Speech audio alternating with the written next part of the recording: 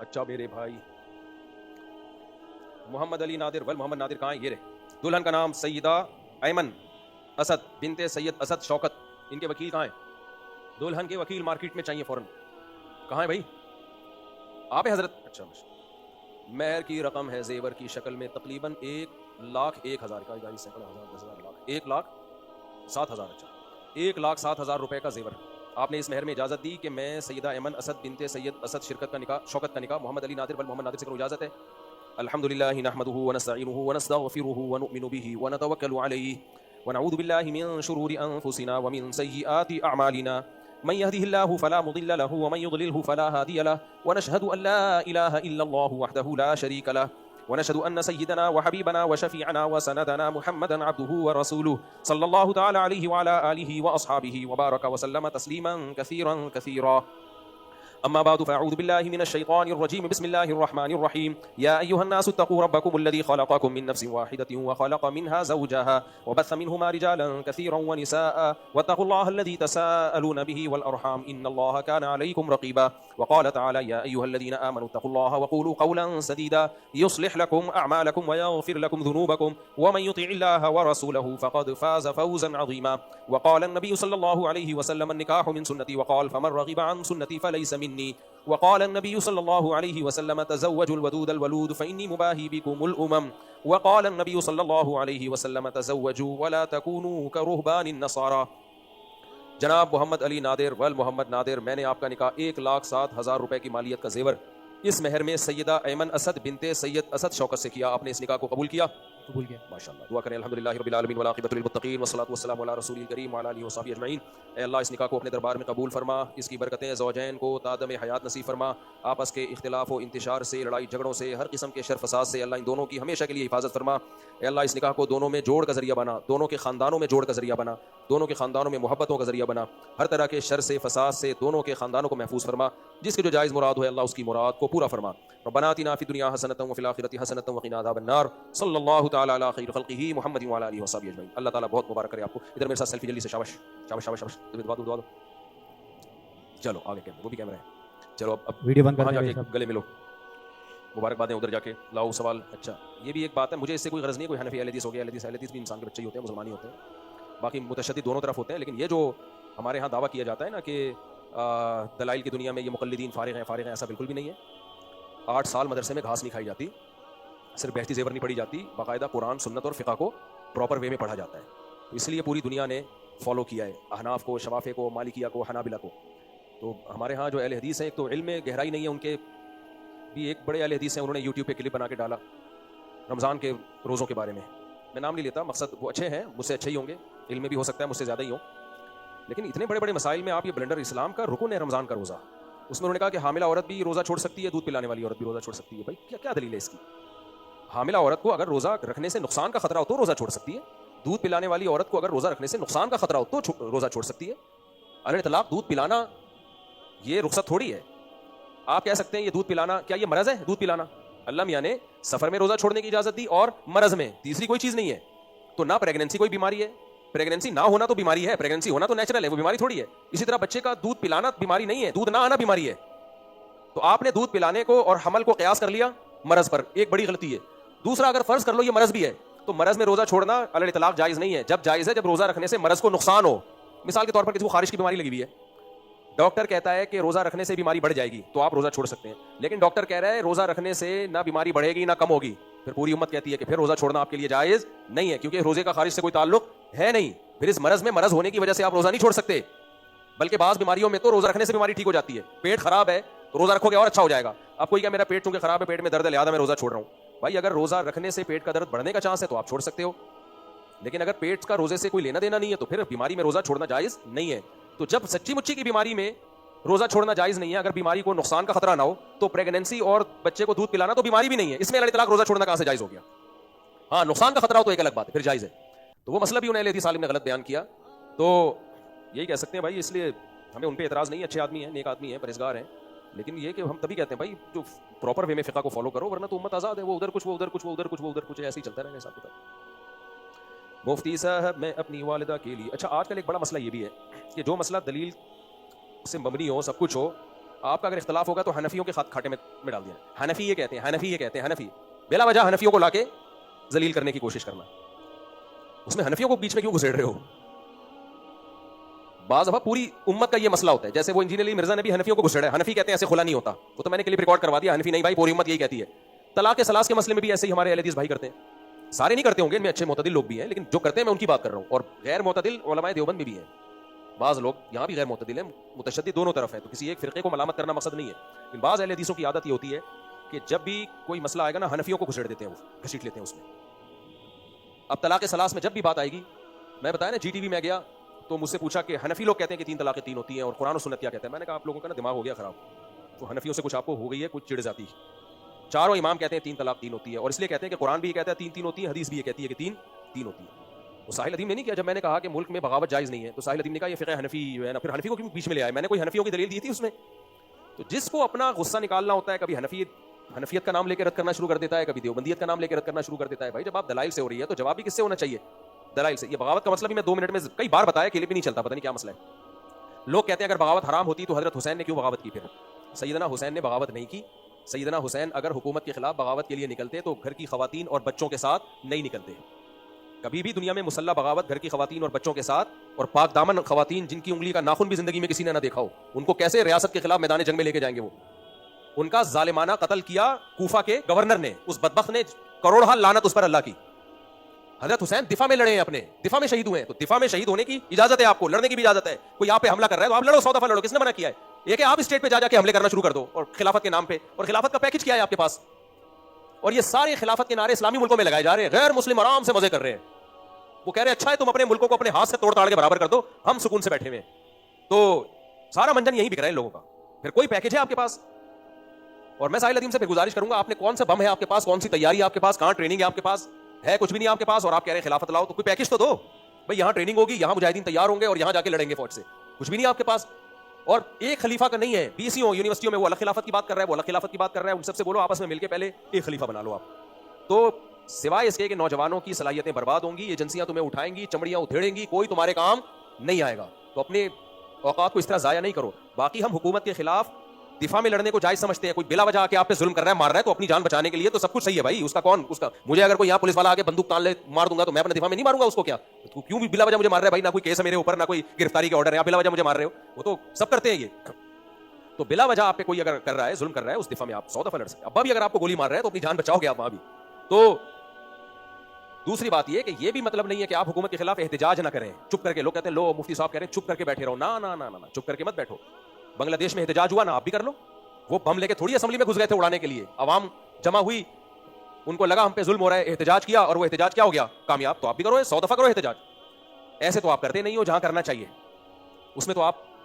और हमारे जो लीडर जो एहतजाज करते, उनके भी 2 मिनट में सॉफ्टवेयर अपडेट हो जाते हैं। तो मुद्दई सुस्त गवाह चुस्त, वो लीडर भाग जाते हैं एहतजाज में और पब्लिक को कहते हैं आगे जाओ। पब्लिक आगे जाएगी कभी? जो माजी में होता रहा है, अभी मैं क्या डिटेल में जाके बात करूं। तो इसलिए बांग्लादेश पर आप पाकिस्तान को कयास न करें। बांग्लादेश में एक कौम थी, उन्होंने एहतजाज किया, वो कामयाब हुआ। आपके पास तो जो लीडर जो एहतजाज के लिए आपको कंटेनर में बिठाएगा, 3 दिन के बाद उसी को कब शुरू हो जाता है, वो निकलने की बातें करता है, फिर उन्हीं के सॉफ्टवेयर भी अपडेट हो जाते हैं। भाई तुम डटे नहीं हो तो तुम कौम से कैसे उम्मीदें रखते हो कि वो डटेगी? तो ये इनकी तो बेरोजगारी बेचारों की और बढ़ेगी। इसलिए मैं कहता हूं पाकिस्तान में कौम में इत्तेहाद है ही नहीं। हम बलोच, पठान, मुहाजिर, सिंधी, सराइकी में बटे हुए लोग हैं।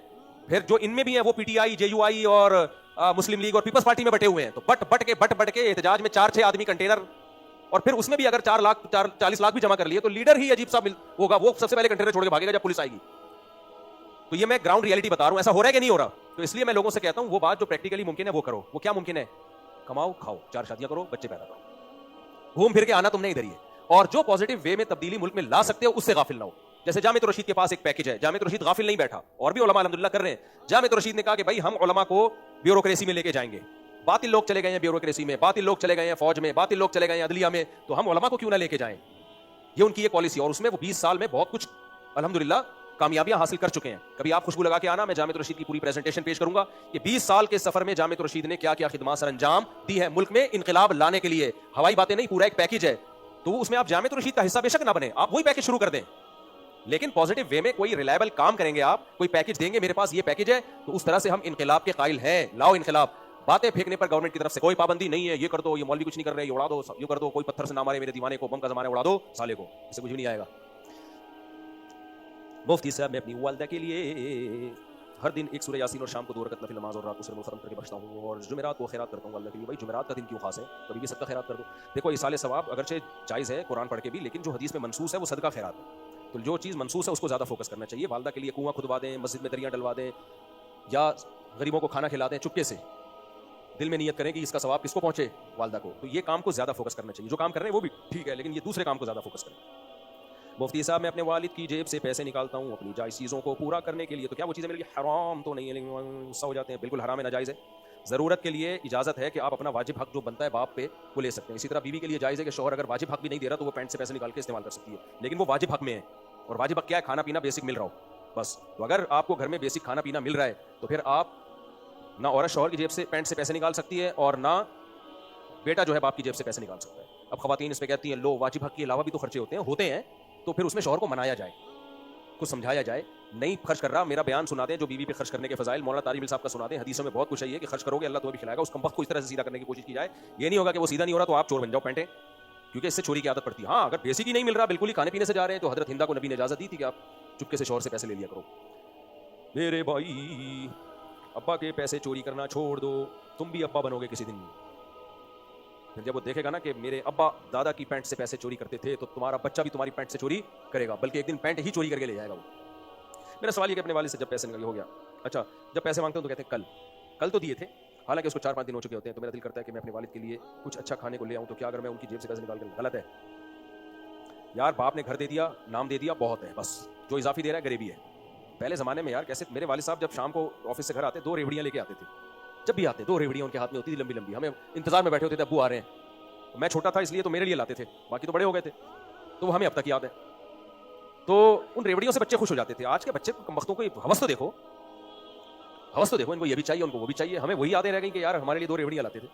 बाकी क्या है, जो बेसिक जिम्मेदारी उन्होंने हमारे लिए पूरी की। घर दिया हमें, मैं जब मदरसे गया तो मेरी अलग से पॉकेट मनी उन्होंने मुतय्यन कर दी। मुझे तसल्ली दे दी कि भाई अब तुम चूंकि कमाओगे नहीं तो तुम्हारी रिस्पॉन्सिबिलिटी किसकी है? खाना पीना। मैं मदरसे में पैसे दे के खाया करता था। मदरसे में जो खाना था उसकी मैं पेमेंट देता था, मेरे वाले साहब देते थे कि भाई नहीं फ्री में नहीं, हमने क्या करना है, पे करके खाना है। तो ये जो बेसिक चीजें हैं ये पूरी कर रहे थे, लेकिन बच्चों की नजर इन बेसिक चीजों पे नहीं होती। बच्चों की नजर होती है जो ग्रेवियां हैं, तो ग्रेवी की तो फिर कोई हद नहीं है। अच्छा मेरे भाई मुझे लोगों अपनी बातों से हंसाना कैसे है, उनके चेहरे पर रौनक लाना। मैं लोगों को हंसाने, उनको खुश रखने के लिए उनको कोशिश करता हूँ, लेकिन लोग कहते हैं तुम पागल हो, मुझे भी ऐसे ही लग रहा है। अच्छी बात है, लेकिन बात के दौरान हंसाना ठीक है। अलग से हंसाने ही का प्रोग्राम लेके सारी जिंदगी चलते रहे तो जायज़ तो ये भी है, लेकिन ये इससे इंसानियत का जो थोड़ा वकार के खिलाफ है। सोसाइटी में फिर आपको लोग संजीदगी से नहीं देखते, फिर आपके एक मस्खरे की हैसियत से आपकी एक हैसियत बन जाती है। तो जैसे मैं बयान कर रहा होता हूँ बीच में हंसा भी देता हूँ। सवाल जवाब का सेशन है, हंसा भी दिया हमने इसमें, लेकिन अगर मैं यहाँ मजाकिया प्रोग्राम शुरू कर दूँ या मस्जिद के बाहर, तो फिर मेरी हैसियत क्या होगी? कॉमेडियन की हो जाएगी हैसियत। ये फिर ठीक है, कोई कॉमेडियन बनना चाहता है तो गवर्नमेंट की तरफ से और अल्लाह की तरफ से पाबंदी नहीं है, लेकिन फिर आपका सोसाइटी में वकार बहरहाल मजरू होता है। फिर लोग आपसे अहम मामलात में मशवरे नहीं लेंगे आपसे कभी। अच्छा मेरे भाई मुफ्ती साहब, मेरे सीने के बाल वो सबको क्यों? अच्छा मैं जो हंसाता फंसाता रहता हूँ, लोग कहते हैं पता नहीं कॉमेडी करते हैं। भाई हर आदमी का मिजाज होता है, मिजाज इंसान का चेंज नहीं होता, तो वो तब्दील ना करवाएं गन पॉइंट पे कि आप रुलाया करें। जब नहीं रोना आ रहा तो मैं क्यों रुलाऊं तुमको? जब आ जाता है तो इत्तेफाक से रो लेते हैं, आपको भी रुला देते हैं, लेकिन जब नहीं आ रहा तो मैं नाटक क्यों करूँ? ड्रामेबाजी मुझे बिल्कुल बिल्कुल भी पसंद नहीं है। इंसान को नेचुरल मोड में ही होना चाहिए, जो उसका सच्ची मुच्ची का मोड है। मुफ्ती साहब ने बहुत सख्त उलझन होती है और खारिश रहती है, तो क्या बाल साफ कर सकता हूँ? सीने के बाल अगर मजबूरी में कर सके तो जायज़ है। सीने के बाल जीनत के लिए जायज़ नहीं है, मर्द सीने के बाल साफ करे ताकि मैं बिल्कुल नीट एंड क्लीन नजर आऊँ। लेकिन अगर कोई प्रॉब्लम हो रही है, कोई सीने के बालों में कोई मुश्किल हो रही है, तो फिर काट सकते हैं। हम जमात के साथ ही सरगोदा से आए हुए, मैं आपसे मुसाफा करने का ख्वाहिशमंद हूँ, मुसाफा इनायत फरमाइए। देखो जमात वाले माशाल्लाह आए हुए हैं। पहले दिन जमात, अच्छा जमातें यहाँ बहुत आती हैं, कोई जापान से आ रही है, कोई पेशावर से, कोई कोयटा से, कोई लाहौर से, कोई खानेवाल से। एक जमात जाएगी, दूसरी आएगी, माशाल्लाह हमारी मस्जिद की बरकत है, ये जमातें आ रही हैं। अच्छा जो जमात आती है वो समझती है हम पहली दफ़ा मुफ्ती साहब की मस्जिद में जा रहे हैं, मुफ्ती साहब भी पहली दफ़ा किसी जमात से मुफ्ती साहब का टाकरा हुआ है। लिहाजा वो बेचारे मुझ जैसे नालायक से मोहब्बत में ये उम्मीद रखते हैं कि मैं हर एक से अच्छी तरह मिलूंगा, बैठूंगा। भाई पिछली वाली के साथ बैठ चुका हूँ, वो जाती है, फिर दूसरी आ गई, फिर तीसरी आ गई, फिर चौथी आ गई, फिर पांचवी आ गई, मेरा तो प्रोग्राम बढ़ गया। तो अब जमात गई थी, अब एक नई जमात आई, तो मैंने देखा इतने सारे लोग हैं ना, जैसे आए मुझे देख रहे हैं यूं घूर घूर के, मुझे देख रहे, मैं उधर देखना शुरू हो गया, फिर उधर से घूम के मैंने इधर से टन मारा। 2 दिन से मैं डॉच दे रहा हूँ और मैं कह रहा हूँ बैठूंगा, मैं बैठूंगा इंशाल्लाह। अब कल क्या हुआ, मैं भाग रहा हूँ, 3-4 जमात के साथी मेरे पीछे पीछे भाग रहे हैं। तो मैंने उनसे कहा मुफ्ती तारिक मसूद को पकड़ना मुमकिन ही नहीं, नामुमकिन है। 21 मुल्कों की पुलिस मुझे तलाश कर रही है। मैंने कहा आसान नहीं है भाई। तो मैं यूं वो पीछे पीछे भाग रहे होते, मैं ऐसे निकला, वुजू खाने से टन मारा, यही चल रहा है खेल। फिर वो अकेले नहीं है, मस्जिद में और 20 लोग आ रहे होते हैं, सफ में मुझे घूर घूर के देख रहे होते हैं, नमाज के बाद हमला करेंगे, तो मैं यहाँ से टर्न मारा। मेरा जब घर से बाहर निकलता हूँ मेरी जिंदगी इसी तरह गुजर रही होती है। उधर जा रहा हूँ, उधर से कोई बाइक पे आके मुझे घूर के देख रहा होता है, मैं इधर गली में उड़ जाता हूँ। तो यही है डॉच हॉकी, नहीं होती यूं यहाँ से टर्न मारा, इधर स्टैंड मोड से निकले, इधर से दाएं से निकले, यही है मेरी जिंदगी। सही है, इंजॉय कर रहा हूं मैं। अगर मैं इस तरह ना करूं तो उधर से बाइक पे कोई आ रहा है, सलाम कर रुकेगा, सेल्फी ली, फिर आगे से रिक्शे वाले ने टर्न मारा, सलाम किया, सेल्फी ली, घर पहुंचने पहुंचने में घंटा लग गया। मस्जिद में आए नमाज के बाद, फिर उससे सेल्फी, उससे मुसाफा, उससे सेल्फी, उससे मुसाफा। हम जैसे नालायकों को अल्लाह ने पता नहीं, बस अल्लाह ने इज्जत दे दी, अल्लाह खैर करे। तो बेइज्जती भी हुई है ठीक ठाक तरीके से, जो मुखालिफ है वो तो जान के दुश्मन बने हुए।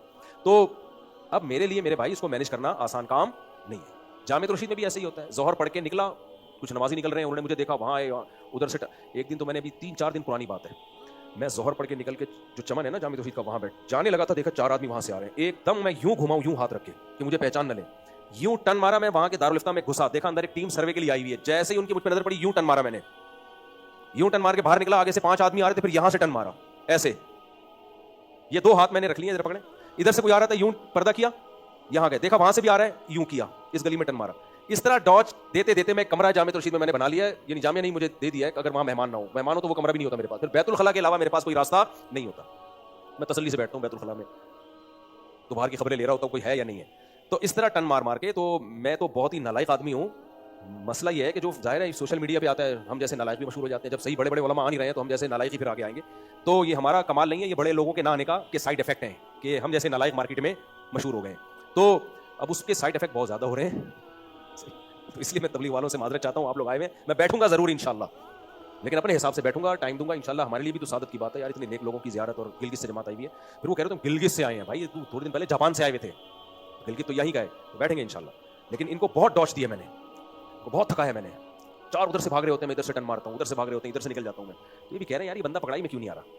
घर में भी यही है, घर में जाओ, घर वाले फिर कोई ना कोई काम जिम्मे लगाते हैं, वहां से टर्न मारा, बाहर निकले, अंडे लेते आओ, ये फलाना करो, डिमकाना करो, इसी में से तभी देखो मेरा वजन नहीं बढ़ रहा। लोग मेरे 2 पराठे देखते हैं, हमारी एक्टिविटीज, तुम 6 पराठे खा लो, जो लाइफ स्टाइल हमारा है वो रखो, तो देखो तुम्हारा वजन नहीं बढ़ेगा। मेरा वजन पता नहीं कितने सालों से 70 किलो ही है, ना कम हो रहा है ना बढ़ रहा है। अच्छा चलिए भाई, आजकल ऐसी बुराइयां चल रही हैं कि मैं बहुत मोटा, लोग कहते हैं कि मजा हो जाएगा। मौज़ों पे मसा का मसला कई बार बयान कर चुका हूँ। अगर कोई मस्जिद के इमाम मस्जिद के बड़े अहम प्रोजेक्ट में सोलर सिस्टम या पंखे जो कि मुखिया की तरफ से सवाब की नियत किया गया हो, इमाम अपने घर में इंस्टॉल करे या बेच दे, हराम है, नाजायज़ है मेरे भाई। इमाम साहब कोई मस्जिद की चीज़ अपने घर नहीं ले जा सकते, समझते हो। अगर लेके जाना है तो मस्जिद कमेटी से परमिशन लेना ज़रूरी है, और फिर सिर्फ मस्जिद कमेटी से परमिशन भी काफ़ी नहीं है, शरई मसला भी जानना ज़रूरी है कि ये वाली चीज़ इमाम के घर इस्तेमाल करना शरन जायज़, क्योंकि मस्जिद कमेटी के इख्तियारात भी शरीयत में महदूद हैं। ऐसा नहीं है कि मस्जिद कमेटी हर चीज़ की इजाज़त दे दे इमाम को, ये ठीक नहीं है। मुफ्ती साहब अमेरिका में आपने शेख यासिर से मुलाकात की थी जो मदीना यूनिवर्सिटी से फारिग हैं, क्या उन्हें सुनना और उनके फतवों पर अमल करना ठीक होगा? किसी आलिम के बरहक होने की क्या दलील है, कैसे पहचाना जाए? शेख यासिर साहब माशाल्लाह एक नेक परहेज़गार इंसान है, इस्लाही काम बहुत कर रहे हैं, बाकी मसाइल के लिए तो भाई मुज्तहिद है, दैट्स ऑल। मसाइल किससे सीखो? तो मुज्तहिदीन है, जो चारों फ़िक़्ह के बड़े बड़े मुज्तहिदीन गुजरे हैं, जिनको पूरी उम्मत ने फॉलो किया। तो कुरान और सुन्नत की तशरीह में जब इख्तिलाफ होगा तो फिर उनमें से किसी फ़िक़्ह को फॉलो किया जाएगा, यही तरीका सदियों से उम्मत में चला रहा है। अलबत्ता कोई आलिम अहले हदीस हो या सलफ़ी हो, वो अगर उसको फॉलो नहीं कर रहा तो आलिम की अपनी ज़ात की हद तक वो खुद जवाब दे, वो समझता है कि मेरी तहकीक अगर ऐसी है तो अपनी तहकीक पर अमल करे, हमें कोई एतराज़ नहीं है, ठीक है ना। तो किसी आलिम की तौहीन जायज़ नहीं है, अगर ऐसा करना शुरू कर दिया फिर तो कोई आलिम नहीं बचेगा। तो अगर शेख यासिर की कोई राय आपकी राय के खिलाफ है या जमहूर उम्मत के खिलाफ है तो उनकी ज़ात तक उसको महदूद रखें, उन पर एतराज़ ना करें। आप किसको फॉलो करेंगे? आप मुज्तहिदीन को फॉलो करेंगे। समझते हो कि नहीं समझते? बड़ी मछली खाना कैसा है? फज़ाइल अमाल में अंबर मछली का जिक्र, इस तरह बड़ी मछली खाना जायज़ है, चाहे बड़ी हो चाहे छोटी हो। तो एक साहब ने फेंक दी थी कि फ़िक़्ह हनफ़ी में वेल मछली जायज़ नहीं है, तो तुम खुद ही फ़िक़्ह हनफ़ी में भी चीज़ें करते रहते हो। फ़िक़्ह हनफ़ी में तमाम तरह की मछलियाँ खाना जायज़ है, बशर्ते कि मछली हो। तो जब वेल मछली है तो खाना जायज़ है। तो इसलिए सहाबा के दौर में भी तो बड़ी अंबर मछली निकल के आई थी ना, खाई थी, तो हनाफ क्यों हदीस की मुखालफत करेंगे भाई? फ़िक़्ह हनफ़ी कुरान और हदीस से निकाला है, तौरात और इंजील से नहीं निकाला। अच्छा मेरे भाई मुफ्ती साहब, मेरे वालिद नहीं हैं और मेरी वालदा एक लिबरल खातून है। अब मेरी वालदा मेरी शादी एक ऐसे शख्स से करवाना चाहती हैं जिनसे वो खुद ऐसे ऐसे घर के बातें इस तरह खुलेआम भी लायक हो यार, शुगर।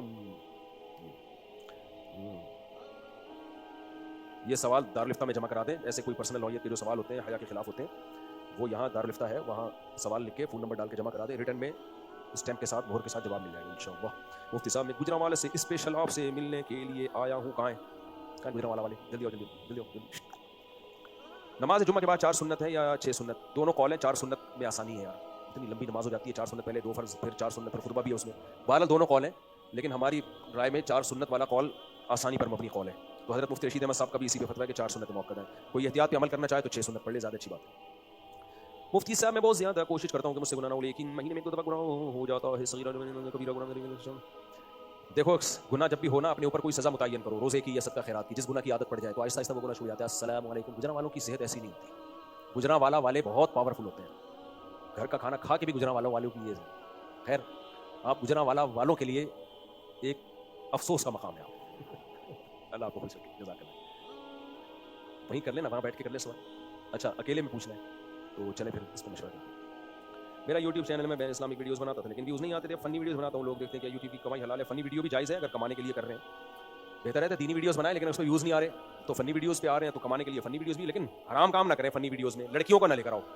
जितने भी प्रैंक कर रहे हैं शुरू में तो बड़े आराम से तमीज़ से चल रहे होते हैं, जब देखते हैं कि नहीं यार तो अपनी खूबसूरत बीवी को लाजमी घुसेड़ते हैं फिर उसमें, वो भी बेपर्दा लाके।